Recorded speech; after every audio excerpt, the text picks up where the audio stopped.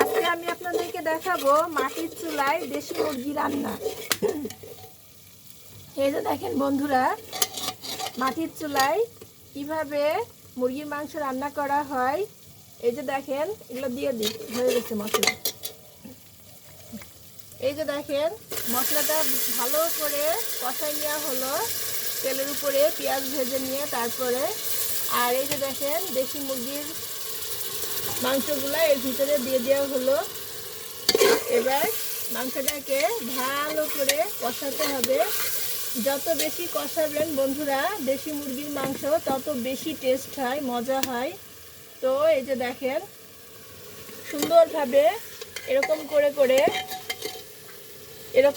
করে এই যে এরকম করে মাংসটা ভালোভাবে নেড়ে চেড়ে নিয়ে কষাই নিতে হবে। যত বেশি কষানো যাবে মাংস কিন্তু তত বেশি টেস্ট হবে। তো বন্ধুরা, এভাবে সুন্দর করে কষাই নেওয়ার পরে যখন একদমই মশলাগুলা ভাজা ভাজা হয়ে যাবে, একদম তেলের উপরে মাংসগুলা চলে আসবে ভাজা ভাজা হয়ে, তারপর গরম পানি করে নিয়ে এই পানিগুলা মাংসের ভিতরে দিয়ে দিতে হবে।